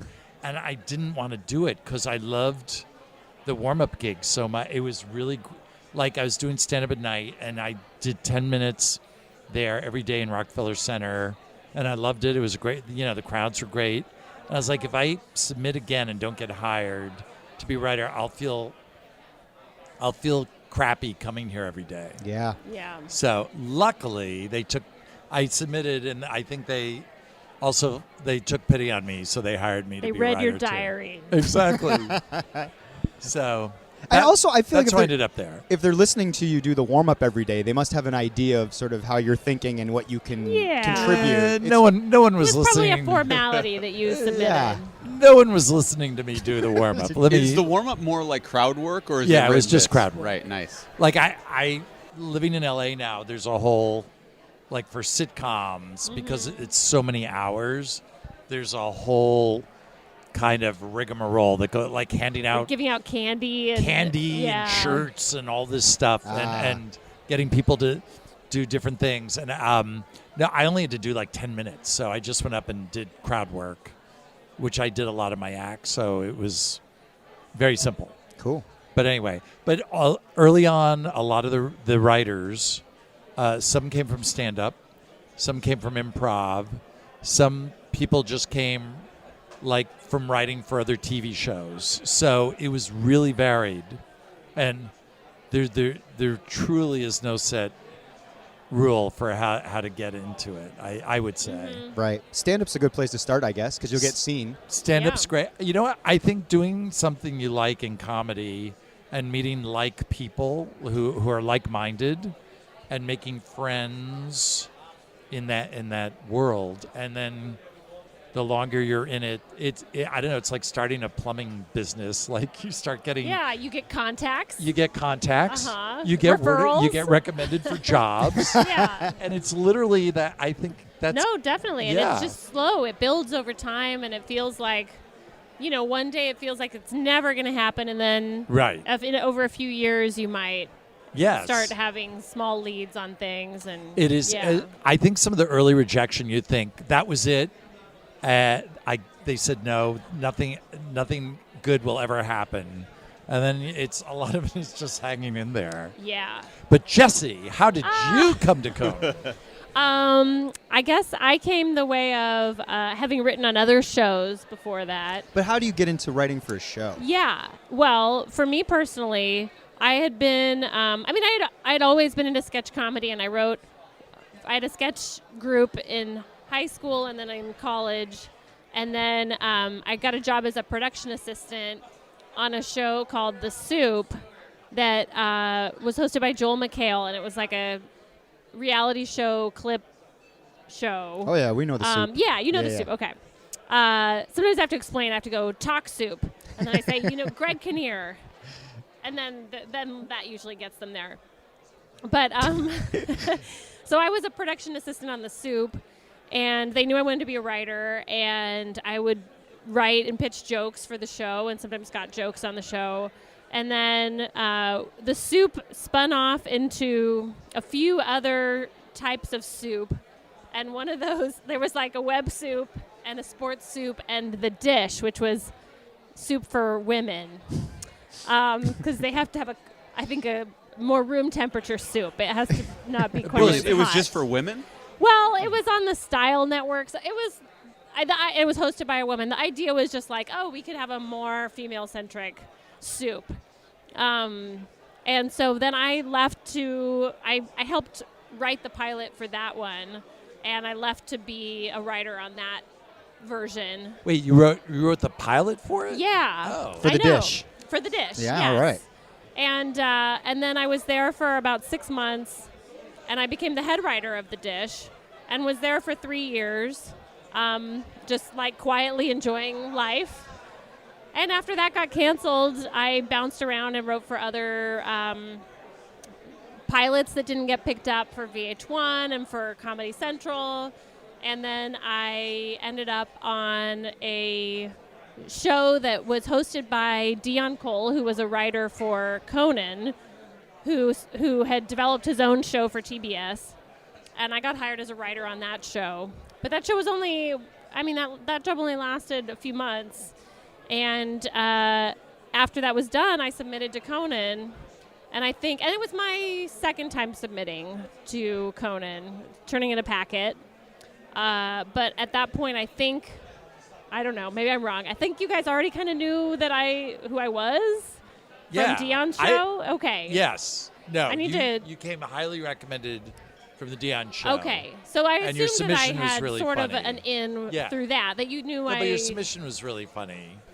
So, And- so that's what I've been telling people. I should have confirmed this with you. Well, do all the Because writers see her Mike submission, hired or me. are you a hiring At the time, writer? I was the head writer. Oh, got you. Okay. So Yeah. I was the head writer from 2000 to 2015. Got So you. does that mean you get the final say on all hires? No, I would go through all the submissions and pare it down, and then usually normally I'd cut it down to like 10 people, and then go over it with Conan. Right. But as time evolved, the last few, I guess, I'd go over with Conan, but he'd be like, okay, Just I pick don't one. think I Yeah. interviewed with Conan before. No, you interviewed. Yeah, I just with interviewed me. with you. Yeah. Was So- in that time where you're saying, "Oh, that lasted a month here, a month there." Was there ever sort of a fear, or was work pretty steady? Where you're like, I keep getting jobs. there was fear constantly. Really? Oh, my parents were sending me links to grad school programs. My dad wanted me to be a court interpreter because that was like going to be steady work. It's a steady gig. Yeah. There will always be crime. Oh, so they They all the were way through worried. this, they were Yeah. still worried and They were saying, so worried.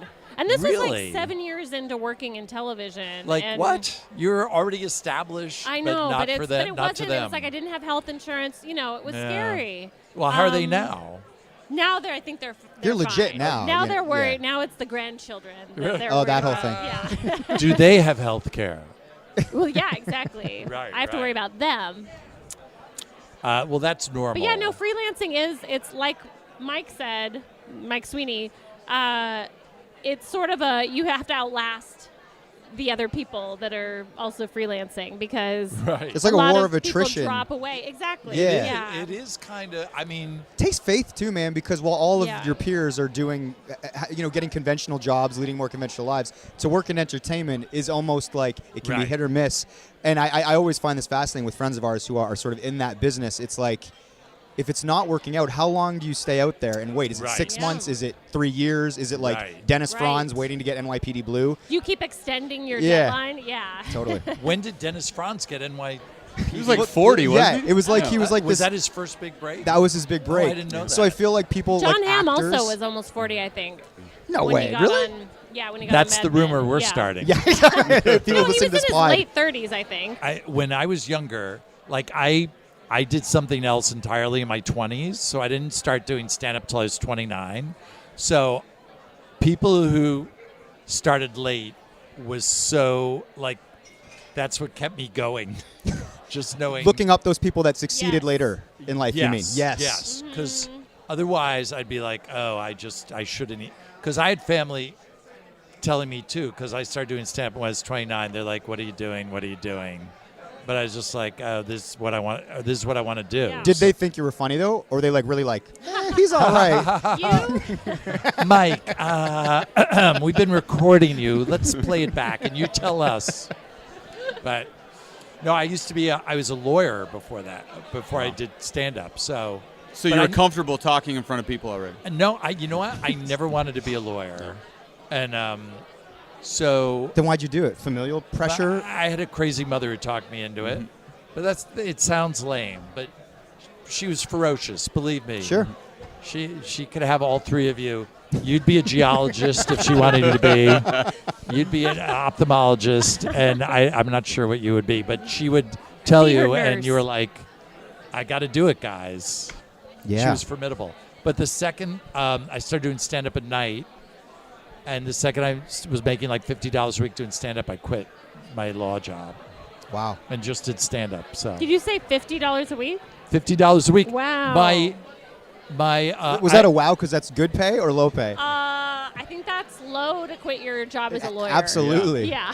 Because you made more as a lawyer, I would presume. He was a terrible lawyer. I was an insurance. Early I was 1910s. True. I'm real. Please, by looking, people can't see how old I am, but dear God. No, my rent. I had an illegal sublet in New York, and it was $200 a month, obscenely low. Wow. And so the $250 a month was like, Yeah. I kind of could squeak through. And you had money saved, I had assume. no money Wow. saved. No money But you saved. really you obviously wanted it. I You were just hungry wanted for to do. it. I Yeah. was so. I felt like I had been a caged animal for like 10 years. I didn't even question it. Like I was just like, I'm gonna go for it. Which is inspiring to succeed in entertainment after sort of doing that. you know yeah. what I No, mean? I just was like, I'm gonna. It was the first time I like doing comedy. I felt like I was among people that I was like. These were your people. Yeah, and I did not feel that in law school. Obviously you do the podcast and you have a chemistry, but I'm always fascinated within your job as writers. Is it competitive? Like, I imagine there's a camaraderie, but like, is there sort of a natural sort of one-upsmanship or even a competitive nature to the work? I think I think we're competitive about making each other laugh because that's sort of the Yes. ultimate,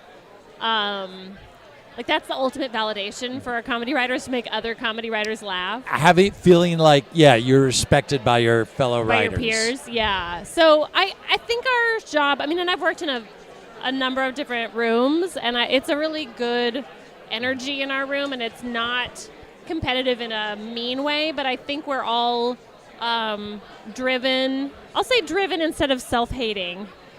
But it's a little bit of that too, that we all want to constantly be like impressing the rest of our peers. I think that's right. And I don't know what it was like in these other rooms you worked in. Like, I've heard stories, because I've been like at Conan's, it's the only show I've really worked on, but I've heard stories about other shows where it's like, the writers are really mean to each other. Yeah.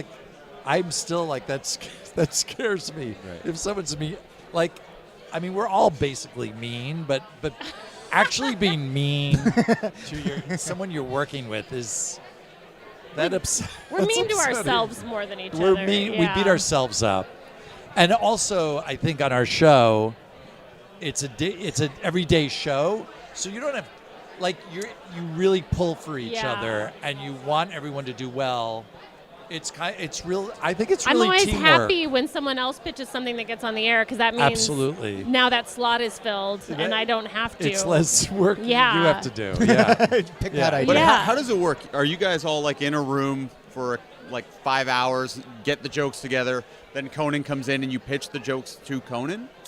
It used to be. It's still bifurcated in the way that there's right now there's two writers who just concentrate on the monologue. So they're literally writing one-liners. And then the rest of the writers are quote-unquote sketch writers.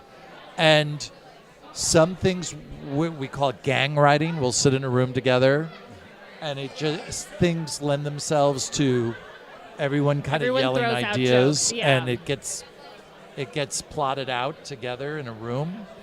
And then some things are very individual efforts, like it's a pitch for an ad parody.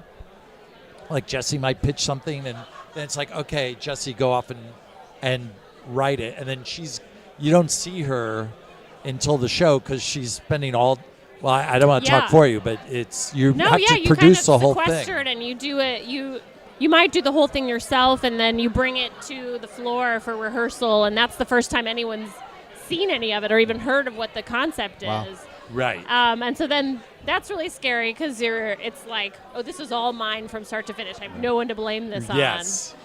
It's on our show that it's the old SNL model where the writer produces the entire bit. So if it's great, you get all the accolades, but if it doesn't go well, there's no one to throw under you the own bus. it. There's nowhere to hide. But we truly, it happens to everyone. It does. So everyone's just moves on if something gets cut, and so many things get cut. Do you guys have question for both of you, like a single piece that got on that you're like, I'm proudest of that? It's so hard for me because I always make reasons why I didn't like that thing later.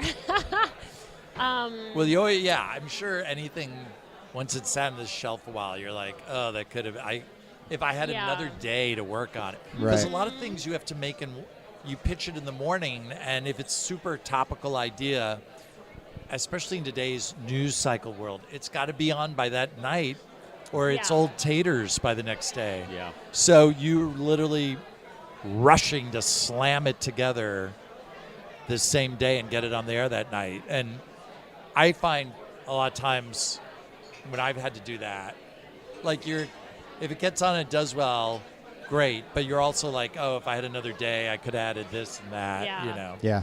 I just remembered one thing. Just to give you a specific, This is so great you have one. because our listeners will Google it and they'll I get know. to see you work. This is the only thing that popped in my head, and I don't know why. But there was a story that white supremacists were getting kicked off of dating apps. And so I created an ad for a dating app specifically for white supremacists called Aryan Mingle. That was great. And then it was but it was all men. And then there were two women on there, and one of them was blind. And when she was told who she was swiping on, was very upset about it. That was hilarious. That's a really funny bit. That's Very all funny. I can think It's of. great. Is there ever a time, I was listening to a podcast with Anthony Jeselnik, and he used to write for Jimmy Fallon. Yeah. And he was saying he'd come up with really funny stuff, and Jimmy would come in and say, this is great, but it's just not for me. It's too mean. I'm going to come off bad. Right. Yeah. Is that ever the case with Conan, where he's like, I love this, however, this doesn't fit into... Oh, yeah. Yeah. what is his style? How would you define it? I would say the main time that comes into play for me is if Conan doesn't like to be too politically strident. If something feels like it's kind of taking too much of a sort of there are comedians who right now that's mostly what they're doing is they're taking down our current political system, and it's kind of you hear the patriotic music swelling, and maybe going to get an applause from the audience. Conan shies away from that. And he likes stuff that's a little more offbeat or like really silly. smart, dumb humor, kind of. Yeah. And the more evergreen it is, and by evergreen I mean it would still hopefully be funny 5 years from now. Regardless of who the president is or the current political climate. Exactly. Right. I think that's the stuff he loves the most, more than I think he feels Something like that's too topical quick hits Yeah. are almost kind of easier in a sense to do than.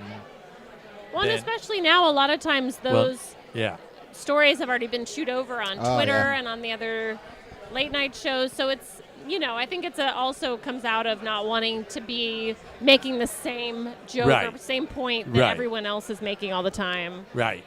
But back when I was head writer, sometimes I deliberately put in stuff in rehearsal that I know he would never do, but it would be fun for him to see in rehearsal. Right.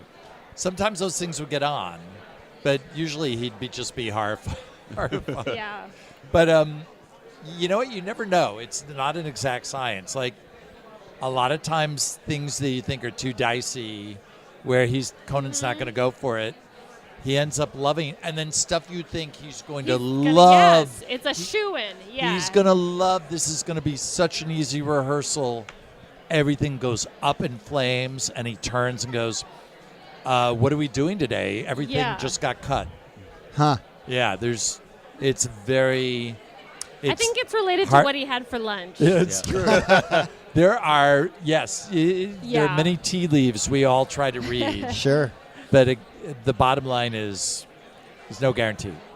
How is he as a boss, or I guess he's the leader of the show. It's his namesake, obviously. All roads lead to Conan.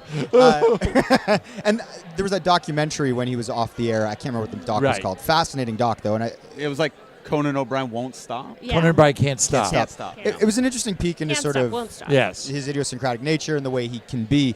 Do you guys? My sons are in that. Shout out to Matt and Luke. Oh, sweet.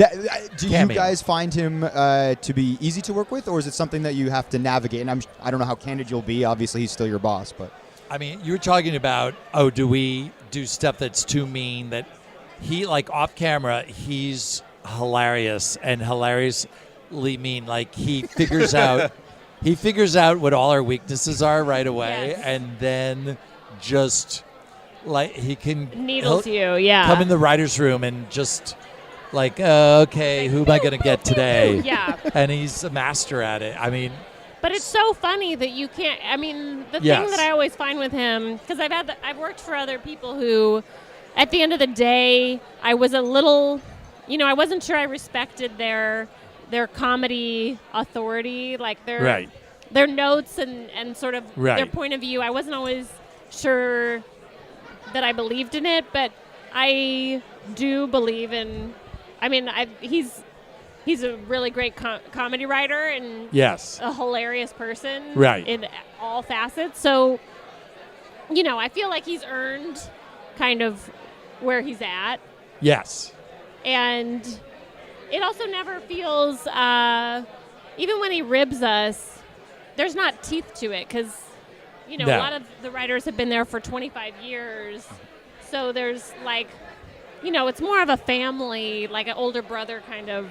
His ribbing us is his kind of way of like breaking the ice every day. Like so it is all kind of, and people give it back to him. So it's a lot of back. Oh, he loves it when people give it back to him. Oh, yeah.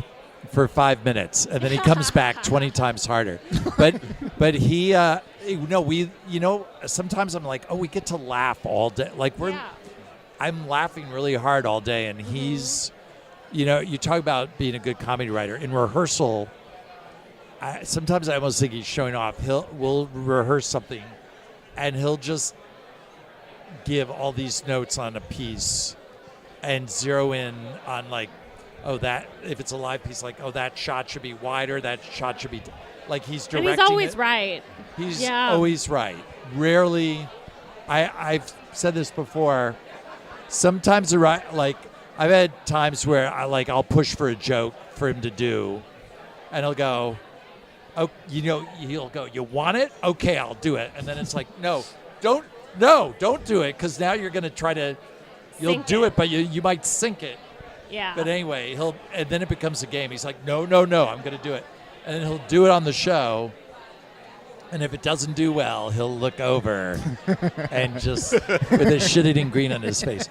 But the other thing he'll do is if he adds something to a comedy piece in rehearsal and it gets a big laugh, he'll also look over on camera "You're and welcome." with like a big yes, yours truly. Well, he's really good when the joke doesn't go well. It's almost Yes. better with Yeah. him. To get his way out of it. I Yeah. know, and that's what is.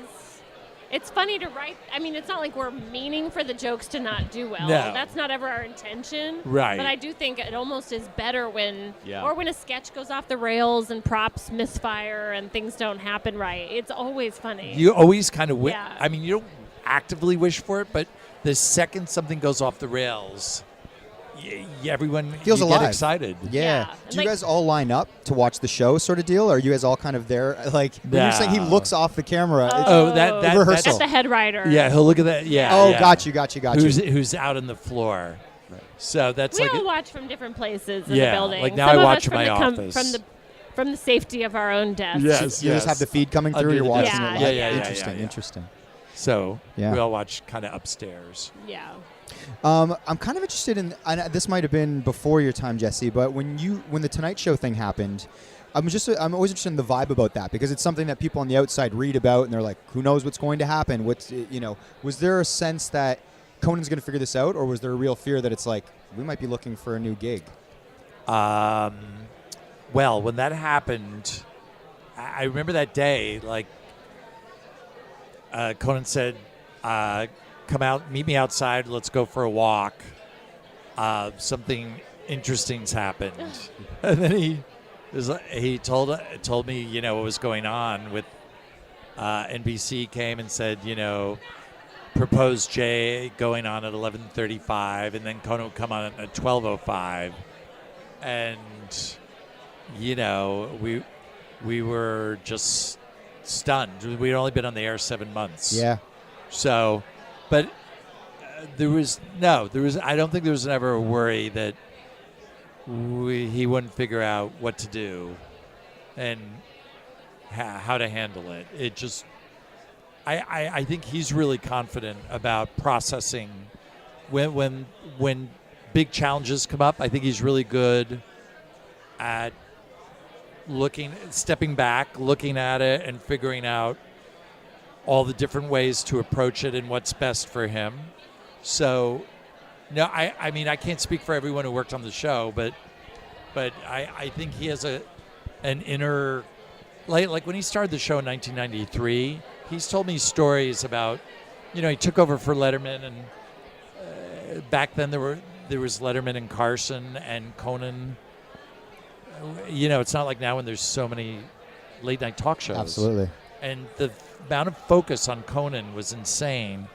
And the initial reviews were really tough. And I can't imagine this inner confidence I he would've has cracked. on a very gut level that got him through that. Like, I think most people would have just mentally folded.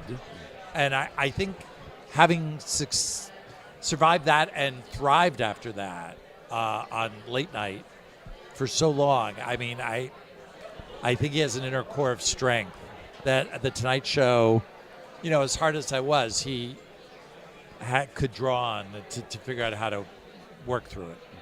That's fascinating. You've been on the show for 5 years, right? Mhm. Yeah. Okay. So that was before. That was before me, yeah. Right. Did you find as a team or a family, if it is like that, you guys sort of felt like us against the world? Like, did you get tighter through that process when you then reemerged with TBS and all that? No. I mean, to me, it was just like, oh, this is fun. This is exciting. Because I like craziness and drama. So I'm like, oh, this is unexpected. But I mean, he pretty quickly got the show on TBS. Yeah. So before he went on tour, as he was getting ready for this tour, he decided to go out on a live comedy tour. Yeah. When the Tonight Show got canceled. And while we were rehearsing that, he got the TBS show. I was like, okay. Now, so things fell into place quickly. I'm going to do a tour, and then I have a new show on TBS. So I don't know. Some people just had a paid vacation. Exactly. Yeah. Yeah. So it seems like you're saying that you can thrive in chaos, or at least you don't mind the chaos. He loves chaos. Right. I like chaos. He has said that when things go crazy and chaotic, it literally calms him down. Fascinating. Wow. Yeah, like his reaction is, okay, I like This is where I live. I want to make sense of all this madness. How do you do with chaos? This is too much chaos for me in this room right now. I want to go to my hotel room and just be very quiet for a while. And lie very still for 2 hours. Maybe, put some ice cubes. No, to but I cool mean, down it's like we get in the middle of a lot of, especially on I get to go on the travel shows with Sweeney and Conan, and there are days that are just like, our whole plan went out the window, and we have to make a lot of decisions on the fly, and we're in a foreign country, and it's hot, and everyone's hungry, and you're like, how do we make comedy here? Right. Nah. And it's really exciting to be in that situation. Right. I think that's it's part of why this job is so Right. fun and why time goes by so quickly. I mean, the time that I've been there has flown by because you're constantly, like, every day is so different, and there are new challenges, and you're just, the second you feel like you're getting good at something, then things totally change, and you have to learn a new skill. Is it more fun than it is stressful? Do you think? Yeah, for sure. But it is stressful, but, it's stressful in a way that you also can step back from and be like, at the end of the day, there are no lives at stake here. Right. We're not doing emergency surgery. And I think you learn to manage. I used to liken it to putting out a newspaper every day. Like, it has to come out. Like, the audience is loaded in, and the show's taping, and it's got to be done by ready to go at 4:30. And I think you just get, like anything, like any muscle you build up, you just get used to it. Yeah. So the stress of that lessens, and you get to hopefully enjoy it more. But you just mentioned things going haywire. We were in Japan last year with Conan, and we were flying to this place called Conan Town, based on Detective Conan, which is a anime character, and we got into a little fake fight with them. But anyway, we were in Tokyo. We were flying up there, and the town had mobilized to greet us. And they were coming out to the airport, and it was called... They sent busloads of people out there. They sent people to meet us with giant banners. And so we got off the plane, and, Jessie and I were talking to the cameramen, and we're like, okay, guys, you go downstairs because there's going to be a crowd. Everyone's here to greet Conan. Get ready. You got to shoot all the... And our local producer, Fixer, comes up, and he's very soft-spoken. He goes, we could barely hear him. He goes, we've landed at the wrong airport. Oh, shit. And I was just like, I'm sorry, what? He goes, we're at the wrong airport. But it turned... They had 2 airports. Yeah, there were 2 airports. They sent the people to the other airport. Yeah. Everyone was at the airport we were supposed to be at, and we were 2 hours from that airport, but an hour from the town we were supposed to end up in. So we had to just not... There's no time to Did you change the joke? Was the joke now no one was there? Well, now it was Conan. We went to the wrong airport. We went there. Conan on camera saying, we went to the wrong airport. I've got to get to this town. And then it became a little, we're like, oh, it could be fun to see how we got to the town. But we were a little stressed. Mortified. Well, and I always feel so bad when regular people are involved, and it's like people who have, have driven for hours to be somewhere and are hoping for their moment with Conan, and then we have to disappoint them. It's so hard. No, there were all these, when we got we finally got to Conan Town, all the people who had gone out to meet us at the other airport had come back, and they're like... But they were kind of grumbling. They were just kind of like, hey, assholes. Glad you could. This we're better be good. You know how it is, international travel. They're like, no, we're Japanese. We don't fuck up. I guess we'll wrap this so you guys can go back to drinking your wine. But in the way I was going to wrap it, unless you have another question, Shaney boy. Oh, you can wrap it. Okay, thank you. Yeah. Guys, don't fight. It's your show, Mike. That is true. It is my namesake. Do you guys have sort of and this question for both of you, like a go-to Conan story? Because people are going to inevitably ask, whether it's your family or friends, like, what's Conan like? Do you guys have like a go-to, like, you know, you've been there for over 20 years. It's like, this is my standard Conan story, or do you not have a go-to? I don't have a go-to. The only thing I would say, I really appreciated, I started on Conan when I was in the middle of, I had just gone through a really bad breakup, and that was when I got hired. And it was like I was in a very sort of dark place personally, and it was maybe my second week on the show, and it was Valentine's Day, and Conan knew this. Like, I don't know how I had told him kind of how I ended up there. I don't know. I was probably telling everybody at that time. You need to talk when you go through a breakup. I know. Yeah. But he offered, he was like, what if you take a picture with me and say I'm your Valentine, and you can post it on Facebook, and it'll make your ex so upset. Because he also sort of knew the context. He knew that like, my ex was also in the business, so that was Your ex was also what? in the business. Yes. Okay. And it was really, it was like, yeah, that's exactly what I should do.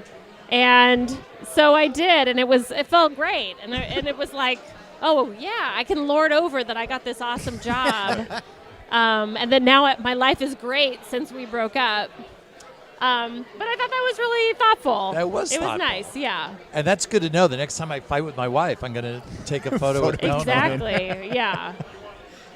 You don't. I love that. That's a beautiful story. That's a great story. It was really sweet, and he knew exactly kind of like that I needed to have some, like, I needed the upper hand. You needed to win. Ex. I needed to win. Yeah.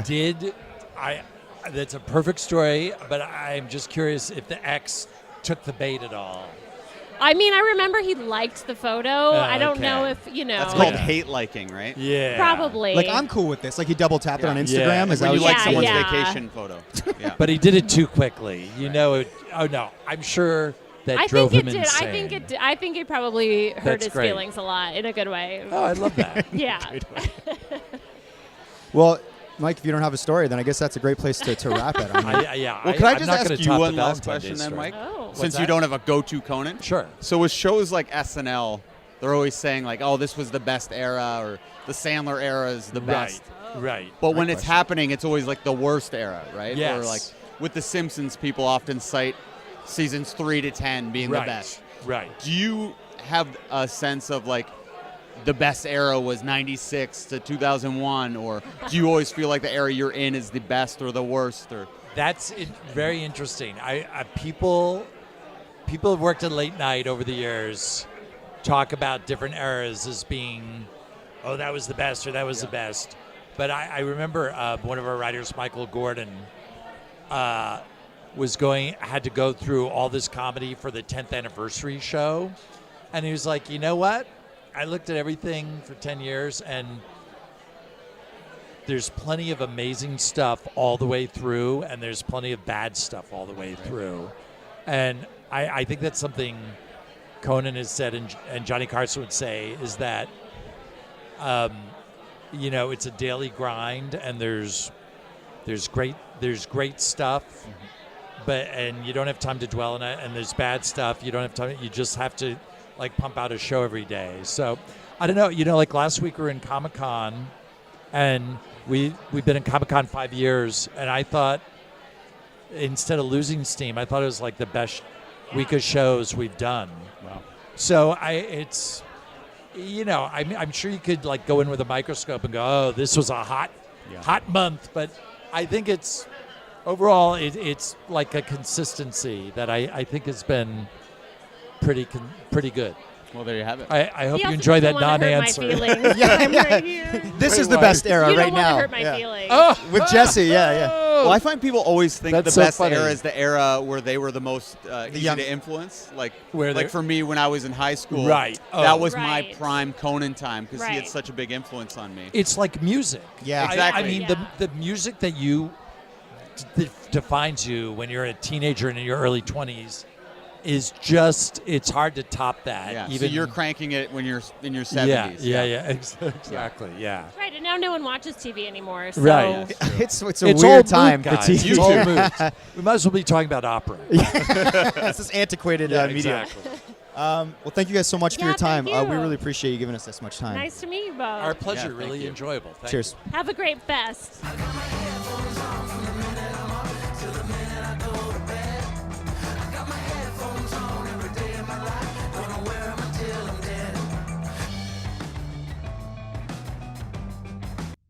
Mike on Much can be found on Twitter and Instagram at Mike on Much. You can subscribe to the show on any platform that has podcasts. Spotify, do it.